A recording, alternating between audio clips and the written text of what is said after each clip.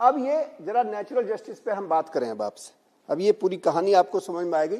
आपको पूरा मैंने एक परिदृश्य दिया कि किस तरीके से हमारे रिलीजन से लेकर के और हमारी मोरलिटी, एथिक्स, लॉज, उसके बाद लॉज बने, कैसे कोडिफाइड हुए, किस तरीके से मैग्ना कार्टा ने अपना रोल प्ले किया, ह्यूमन राइट्स की बात आई, रूल ऑफ लॉ की बात आई, और ये सारी चीजें हमने इसमें आपसे जिक्र किया।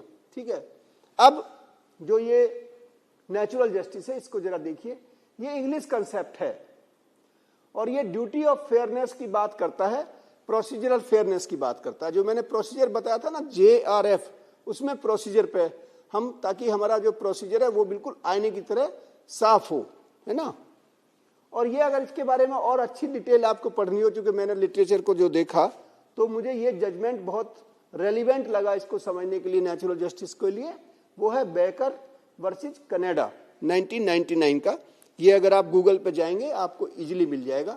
अगर किसी को इसको ढूंढने में दिक्कत हो तो वो मुझे इस पर लिख सकते हैं, जो हमारा चैट बॉक्स है उसमें डाल सकते हैं, या आप SMS कर सकते हैं YouTube पे और मैं उसको आपको उपलब्ध करा दूंगा। ठीक है, अब रूल अगेंस्ट बायस, ये जो है ये बहुत इंपॉर्टेंट है।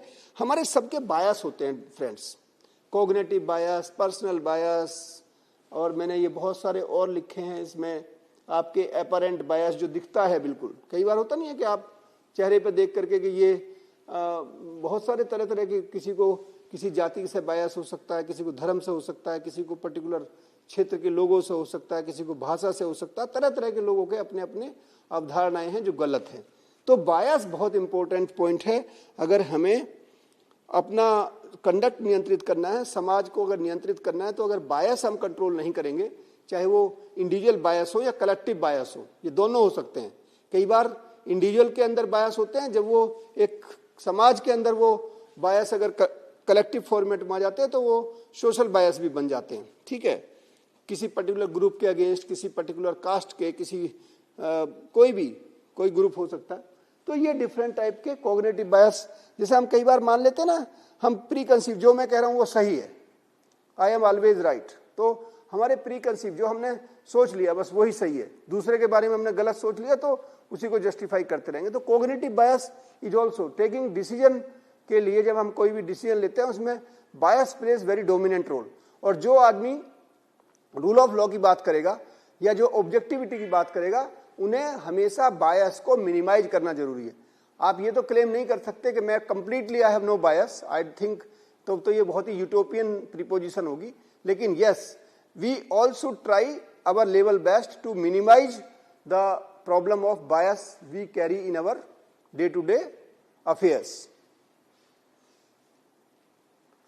अब ये मैं आपको प्रिंसिपल्स बताता हूं और अगले 15 से 20 मिनट में मैं कोशिश करूंगा कि मैं इसको कंक्लूड करूं, ताकि अब ये लगभग 6 बजने का जो मैंने आपसे वायदा किया था, 6 बजे तक मैं आपका इस चैप्टर को कंक्लूड करूं, इस डिस्कशन को कंक्लूड करेंगे। ठीक है, ये प्रिंसिपल्स है जिस पे हमने बात चर्चा की थी। तो ये पूरी की पूरी भूमिका के परिप्रेक्ष्य में अब आपको समझ में आया होगा कि जो हमारे नेचुरल जस्टिस के प्रिंसिपल्स हैं वो क्या हैं और उनको हम कैसे समझें। तो जैसा कि मैंने बताया कि नेचुरल जस्टिस जो है वो प्रोसीजरल एस्पेक्ट को डील करते हैं।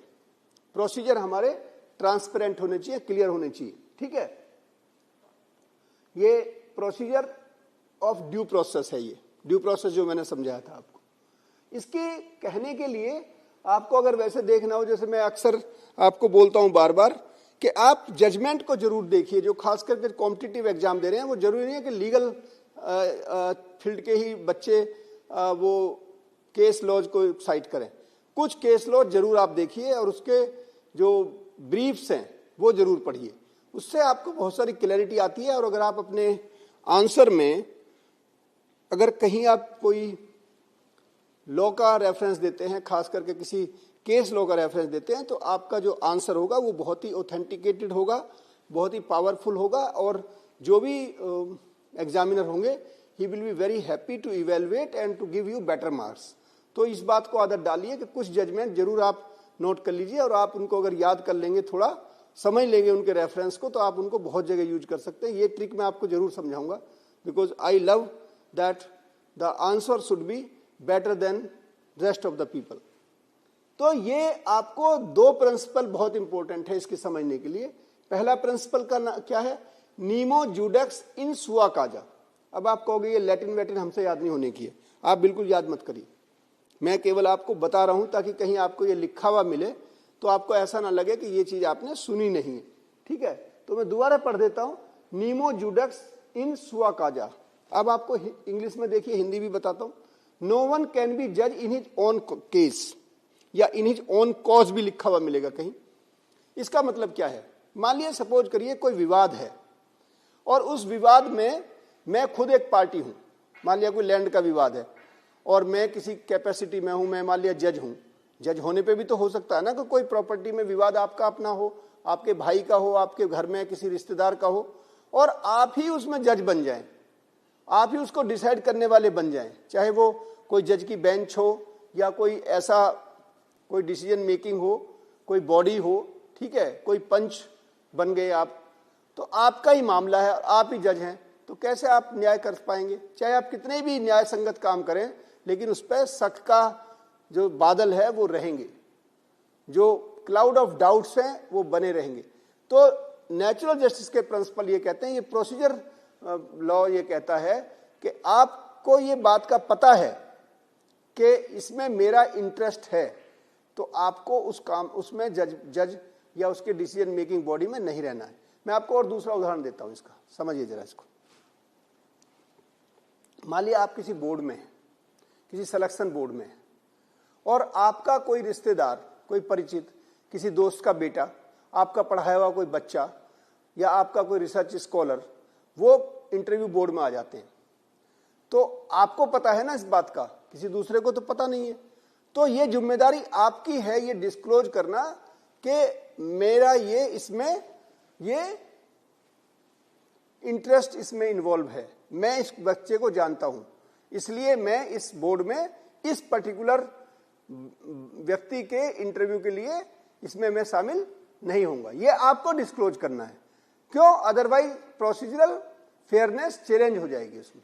तो इस तरीके से आपको यू कैन नॉट बी जज इन योर ओन कॉजा। ये हुआ पहला प्रिंसिपल। दूसरा है, बहुत इंपॉर्टेंट है, इसको समझिए। ये क्या है? ऑडी अल्ट्रम पार्टम। फिर आप कहेंगे, फिर आपने जो है एक लैटिन फ्रेज बता दी, कैसे याद करें? इसको समझ सकते हैं आसानी से। इसका मतलब क्या है? ऑडी का मतलब होता है ऑडियो, आपने सुना ना, ऑडियो वीडियो। ऑडियो का मतलब जो सुनने वाली चीज हो, कान से सुनने वाला, ऑडियो, ठीक है। अल्ट्रम मतलब अल्टरनेटिव, पार्टम मीन्स पार्टी। तो अगर मैं कहूं ऑडियो मीन्स हियर या सुनो, अल्ट्रम मतलब अल्टरनेटिव पार्टी, अल्टरनेटिव पार्टी को सुनिए। तो जब भी कोई विवाद आपके सामने आता है, चाहे आप ऑफिस में हो, चाहे आप कोर्ट में हो, चाहे आप घर में हो, मान लिया दो बच्चे लड़ते हुए आए घर में, उन्होंने कहा इसने मेरे साथ ये कर दिया, उसने ये कर दिया। एक ने आके कहा और आपने दूसरे को बिना बात एक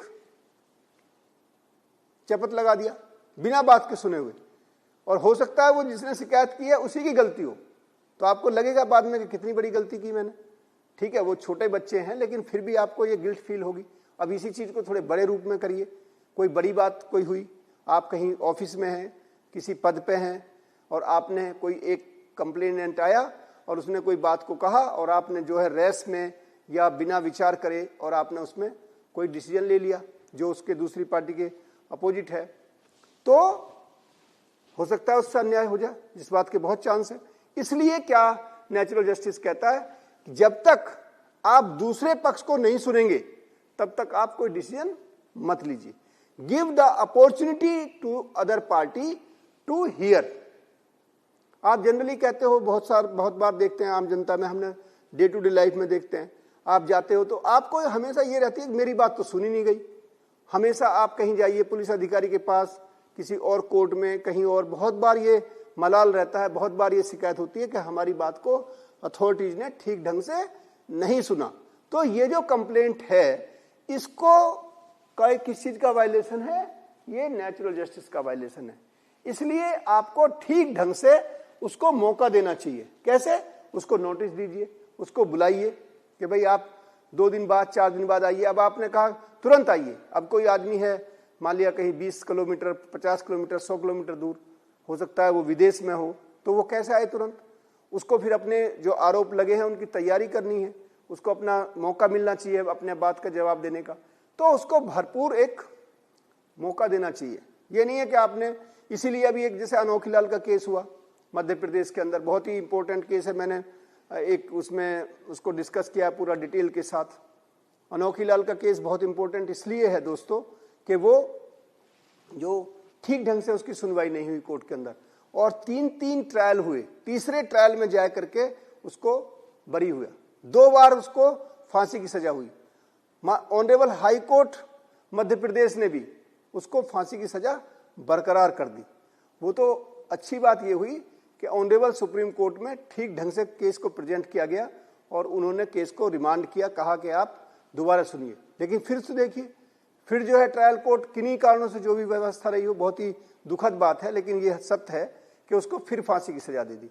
फिर मामला जो है वो रेफरेंस में गया हाई कोर्ट के अंदर, और फिर चूंकि अब की बार हाई कोर्ट काफी सचेत थे, तो उन्होंने फिर उनको जो है लिखा कि आपने इन चीजों को नहीं किया। खैर तीसरी बार में अभी करीब आप समझिए 1-1.25 महीने पहले, जो 19 मार्च 2024 को ही, ठीक है, 1 महीना और करीब 10 दिन पहले, अब उस व्यक्ति को, अनोखीलाल को एक्सोनरेट हुआ है। वो रेप के, बच्ची के मर्डर के केस में उसको फांसी की सजा दी गई थी। तो मेरा कहने का मतलब ये है कि आप दूसरे पक्ष को सुनने के समय दीजिए और सफिशिएंट मौका दीजिए कि ताकि वो अपनी सफाई रख सके। ये बहुत इंपॉर्टेंट बात है।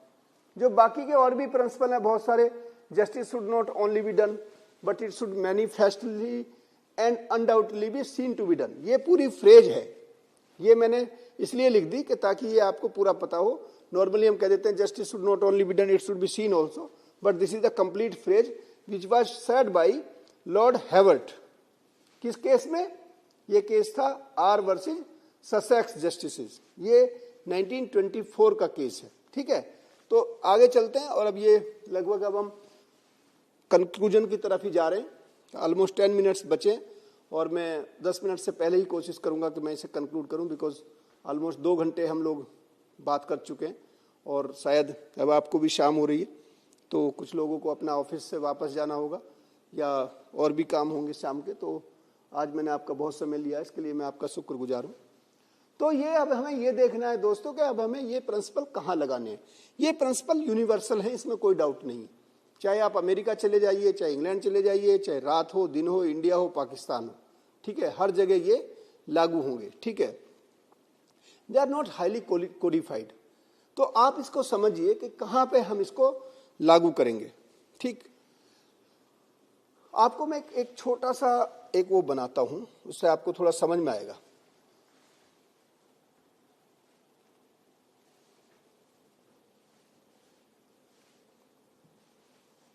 आप जरा ये देखिए कि मान लिया ये एक सर्कल है मैंने बनाया।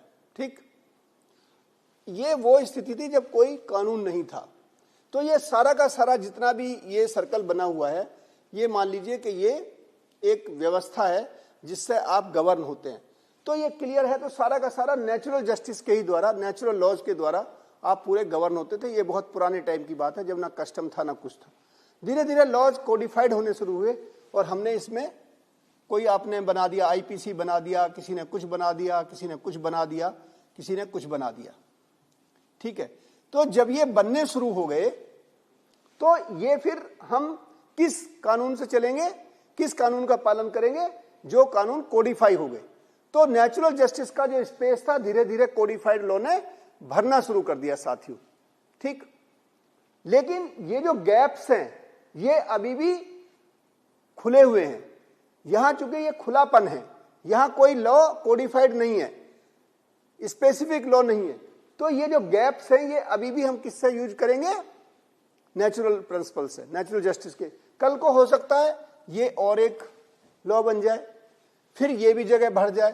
तो धीरे धीरे जो ये वैक्यूम्स हैं ये भर जाएंगे, तो फिर हमें नेचुरल जस्टिस की जगह हम उस कोडिफाइड लॉ को इस्तेमाल करने लगेंगे। तो अब थोड़ा इस परिप्रेक्ष्य में जरा समझिए कि हम कहीं पे भी अगर कोई क्लियर कट कॉन्स्टिट्यूशनल या स्टैट्यूटरी प्रोविजन है, ये जो ये कॉन्स्टिट्यूशन भी हो सकता है, स्टैट्यूट भी हो सकता है, ये तो अगर ये क्लियर कट है तो वहां पर हमें नेचुरल जस्टिस की जरूरत नहीं है, क्योंकि लॉ बिल्कुल क्रिस्टल क्लियर है।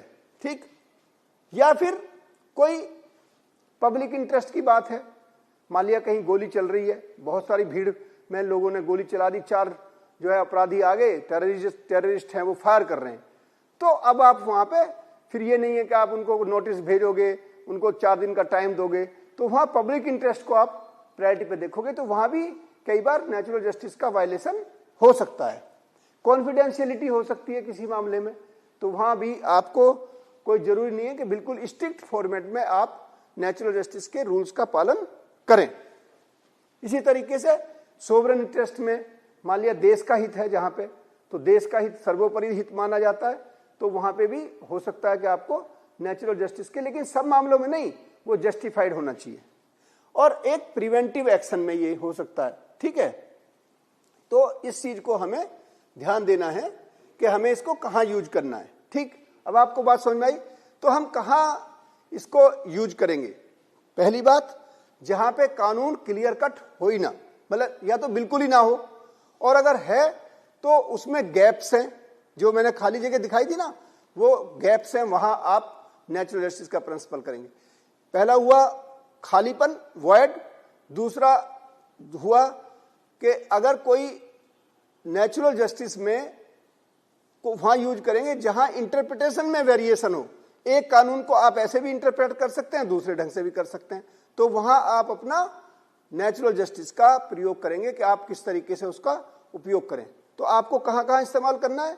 जहां क्लियर कट गैप्स हो, वॉइड हो, ठीक है, कोई कानून नहीं है या कोई गैप है या इंटरप्रिटेशनल कंफ्यूजन है, वहां आप इसको इस्तेमाल करेंगे। एक और बात जरा याद रखिए कि नेचुरल जस्टिस के जो प्रिंसिपल हैं, दूसरे भाषा में मैं समझाता हूं आपको, जो गैप्स मैंने या वो बताए उनको आप, एक होता है डिस्क्रिशन।